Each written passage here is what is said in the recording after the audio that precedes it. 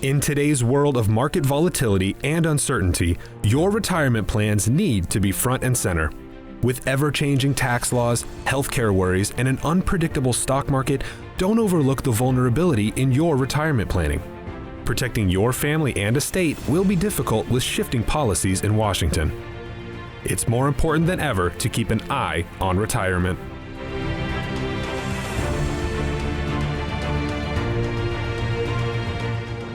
Hi, and welcome into Eye on Retirement, the weekly show that keeps you in the know about all things retirement.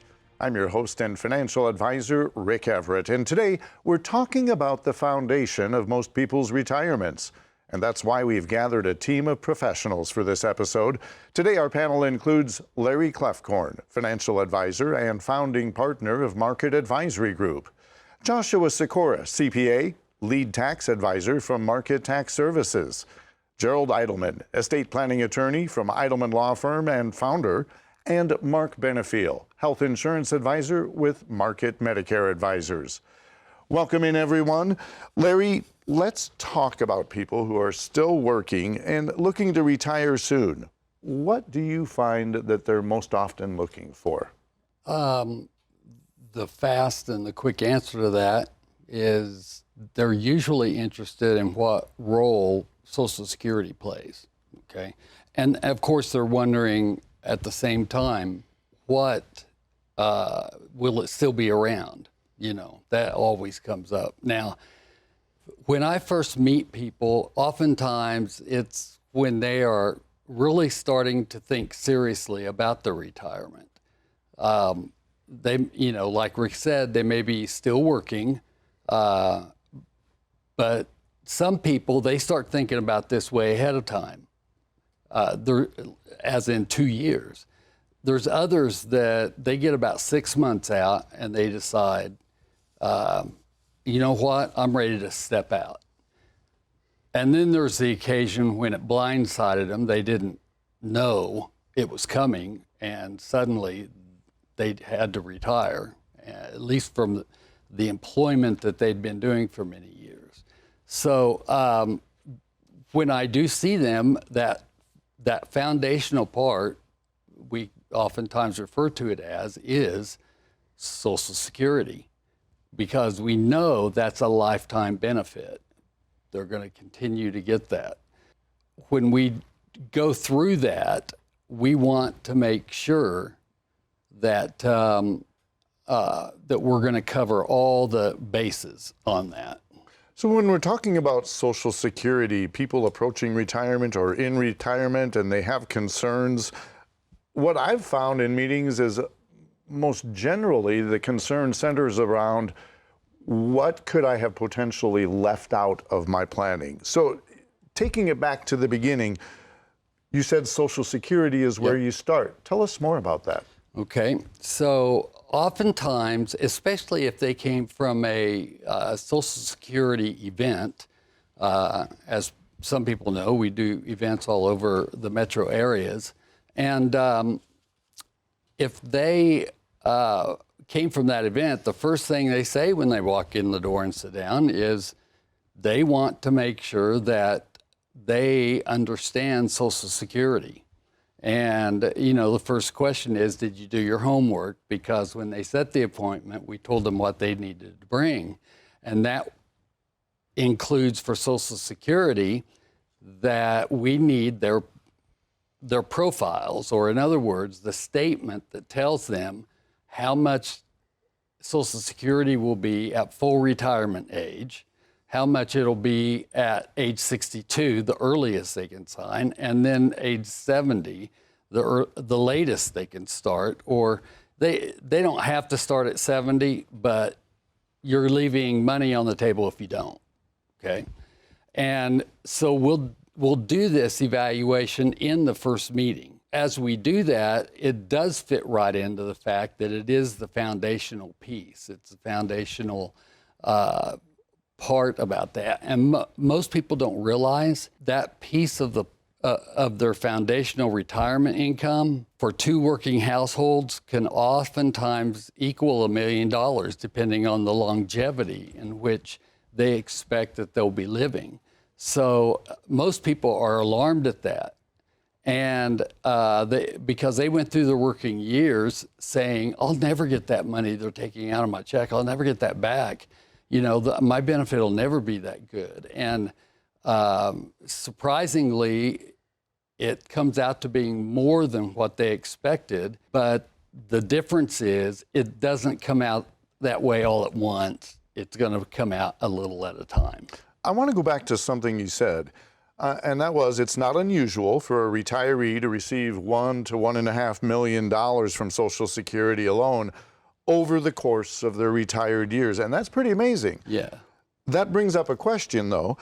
Would they even need to touch their 401ks, IRAs, or other accounts, or could they just live off of Social Security? Joshua Sikora with Market Tax Services, I want to put this one over to you.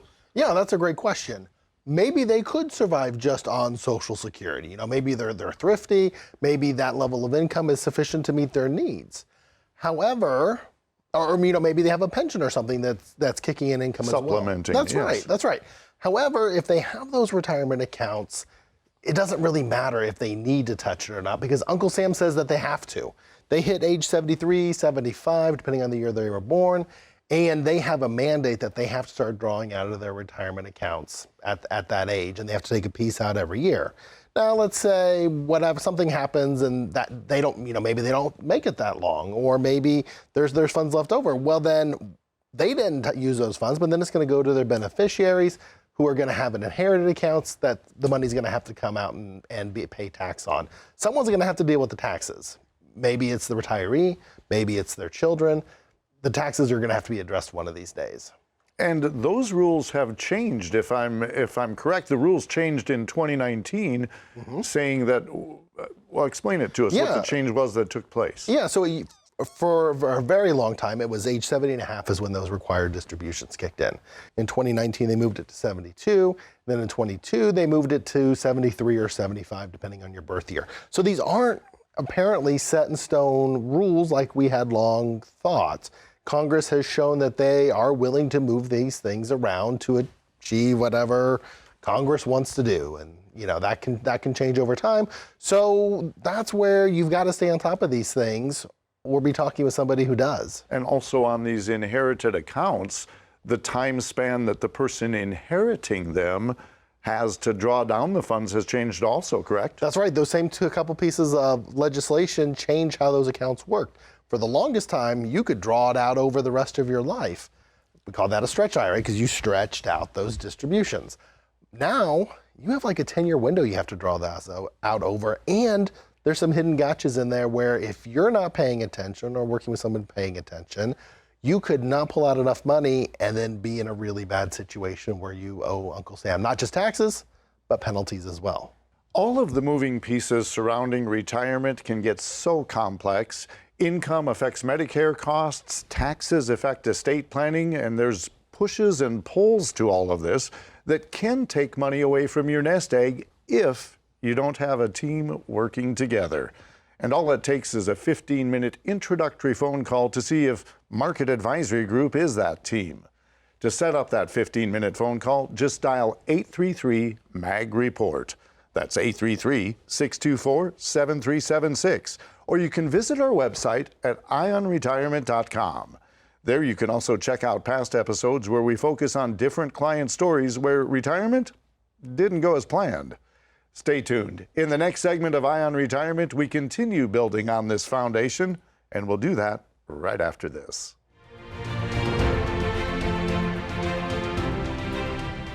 Welcome back into Ion Retirement. In our last segment, we were talking about Social Security being the foundation of most people's retirement. Let's build on top of that topic just a little bit. Larry, where do you usually go from there? Okay, once we have that subject covered, then we start to figure out financial planning in general. At that point, you know, that's when they would give me some of their other homework we talked about, having brought to the first meeting, so that I can start to see the full picture that here is what they have combined with Social Security to last them the rest of their lives. And oftentimes that's a lot of what people want to know is how long will my money last?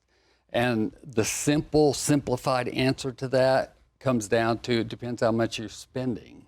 It really does. I mean, it sounds quaint and a little too easy to say, but that is the determining factor.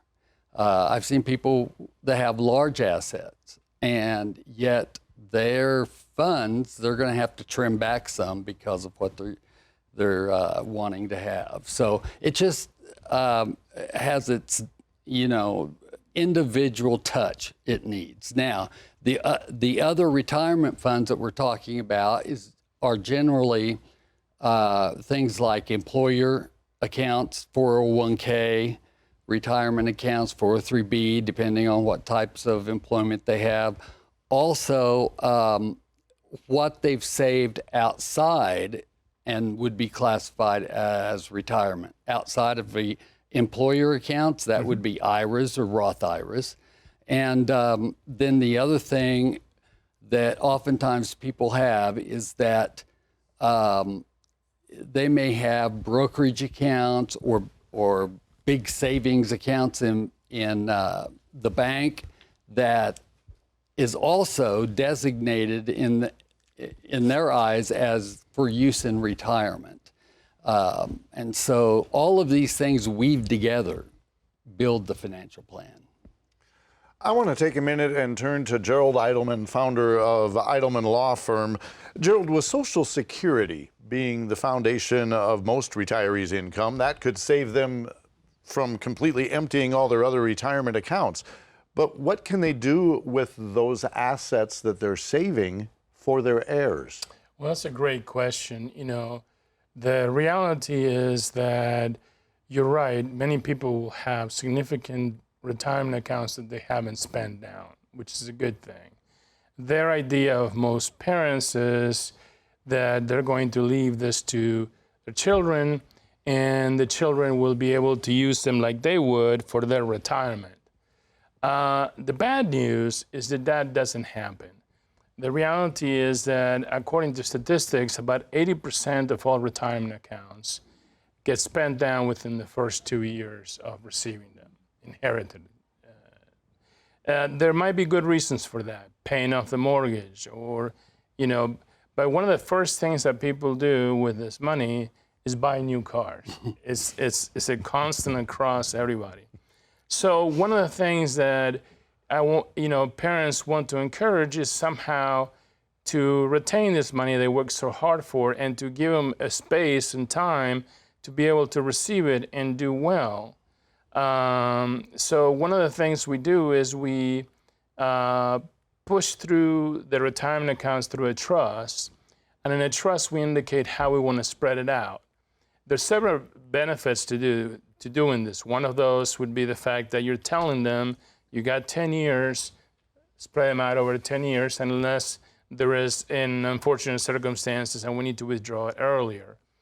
The other part is that when people receive retirement accounts or inherit retirement accounts, a lot of times they don't receive any information as to what this means, meaning somebody tells you, you have some money, it's to your benefit, what do you want to do with it? You want to cash it out or you want to reinvest it?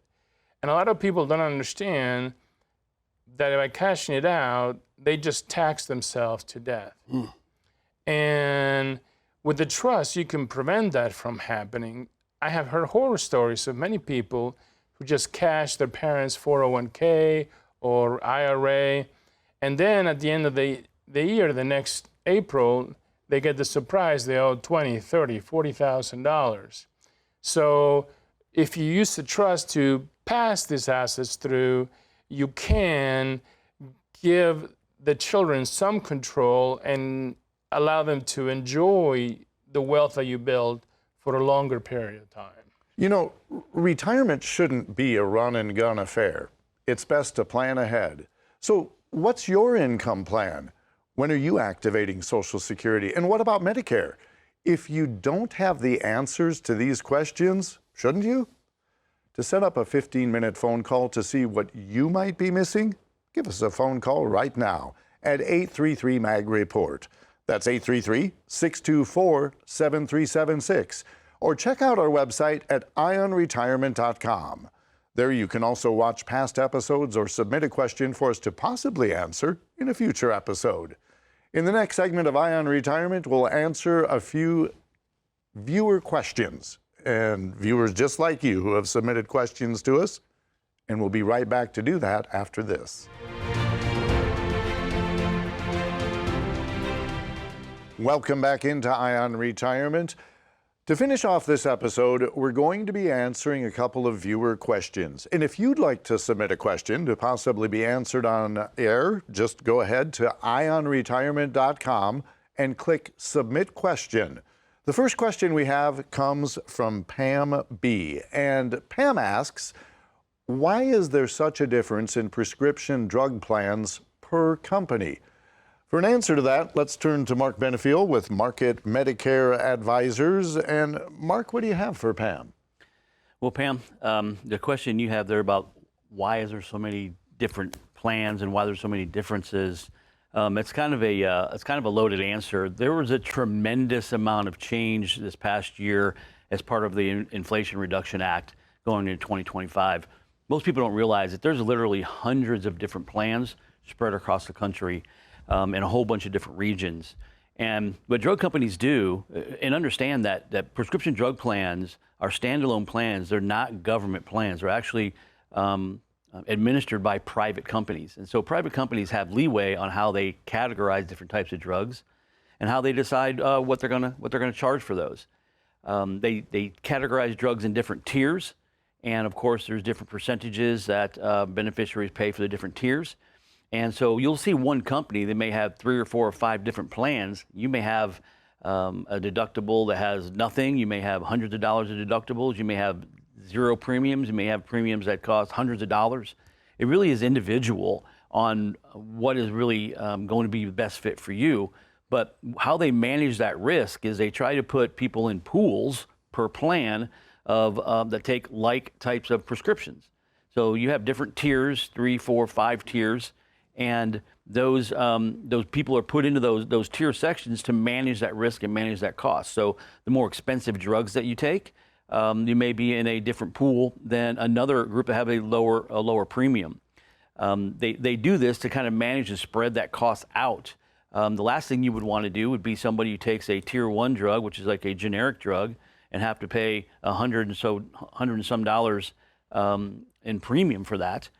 Whereas also, if you have a much more expensive set of drugs, then you may find that paying a premium actually makes sense because the cost of your drugs are lower. So sometimes it's counterintuitive that we often will pay a higher premium to get lower cost drugs and actually more cost effective. So you can't go by what the premium costs on a plan. You have to really go the overall expense. And one of the things we really try really hard to do is not only look at what drugs you're taking, the dosages, the frequencies, but then also where you get your drugs, which pharmacy you get them from. So there's lots of different variables here, and way too many to go into in this segment, but that's why we really take the time to sit down with everyone every year, and it's really important during the open enrollment period at the end of the year, October, November, and December, to make sure that we sit down and go over, because these drug plans change every single year. So ultimately, just to summarize, it's a matter of risk and how the companies manage that, and just because you have a low-cost premium doesn't mean that's the best cost for you overall for your drugs throughout the year. Thank you, Mark. The next question comes from Bob, and Bob asks, what's the best tax efficiency method with drawing down an inherited IRA? Joshua Sikora from Market Tax Services, we touched on this in the first segment.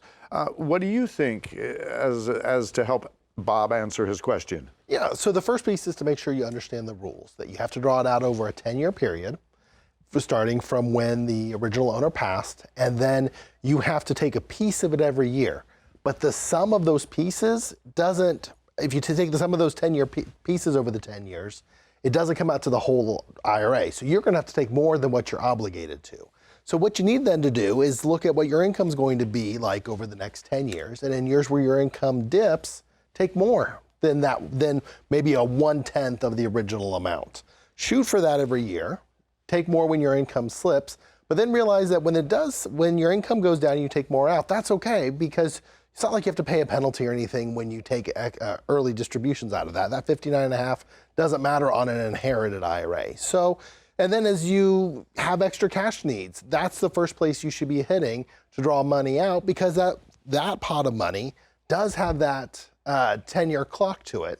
So if you have other accounts that you don't necessarily have to draw from, let those sit there, let them keep growing. Keep an eye on that inherited IRA. Make sure that you've got that 10-year target in mind, that you're taking generally at least 1/10 of it every year.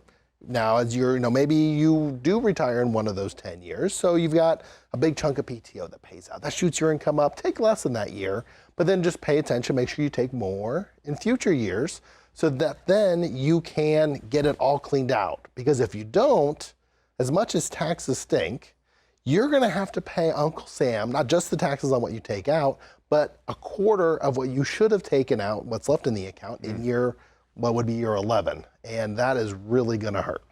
This brings up a prime example of why one of the things we do as far as regular practice, a tax planning meeting late in the year, which we do with all of our financial clients to assess the situation and be proactive with taxes.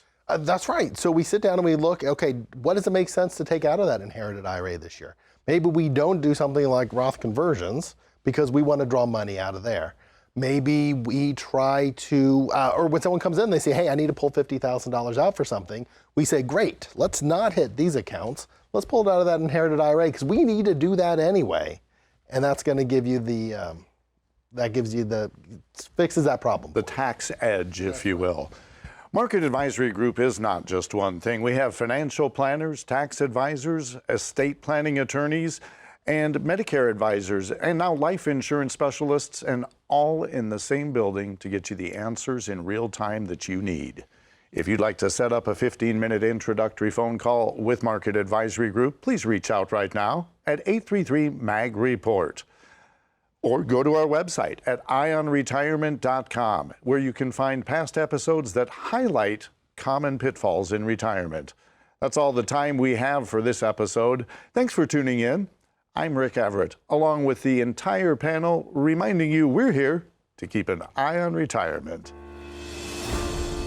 Unless otherwise indicated, all client and prospect names mentioned on this show have been changed to protect the identities of the individuals discussed. Investment advisory services are offered through Foundations Investment Advisors LLC, an SEC-registered investment advisor. The content provided is intended for informational and educational purposes only. The views, statements, and opinions expressed herein are those of the individual speakers and not necessarily those of Foundations and its affiliates. The information contained herein does not constitute an offer to sell any securities or represent an express or implied opinion or endorsement of any specific investment opportunity, offering, or issuer. Any discussion of performance or returns are not indicative of future results. Each individual investor situation is different, and any ideas provided may not be appropriate for your particular circumstances. Foundations only transacts business in the states where it is registered or excluded or exempt from registration requirements. Registration as an investment advisor is not an endorsement of the firm by security regulators and does not mean the advisor has achieved a specific level of skill or ability. No legal or tax advice is provided. Always consult with a tax professional. Legal services are offered by Edelman Law Firm. Tax services offered by Market Tax Services. Market Advisory Group does not provide legal or tax advice. Any comments regarding safe and secure investments and guaranteed income streams refer only to fixed insurance products. They do not in any way refer to investment advisory products. Rates and guarantees provided by insurance products and annuities are subject to the financial strength of the issuing insurance company, not guaranteed by any bank or the FDIC. The guest commentators featured in this show are not investment advisor representatives of Foundations and do not provide advisory services. Market Advisory Group does have several investment advisor representatives that can provide such services. This is not endorsed or affiliated with any U.S. government agency, the Social Security Administration, or associated with any federal Medicare program. We do not offer every plan available in your area. Any information we provide is limited to those plans we do offer in your area. Please contact Medicare.gov or 1-800-MEDICARE to get information on all of your options. A Roth conversion may not be suitable for your situation. The primary goal in converting retirement assets into a Roth IRA is to reduce the future tax liability on the distributions you take in retirement or on the distributions of your beneficiaries. The information provided is to help you determine whether or not a Roth IRA conversion may be appropriate for your particular circumstances. Please review your retirement savings, tax, and legacy planning strategies with your legal/tax advisor to be sure a Roth IRA conversion fits into your planning strategies.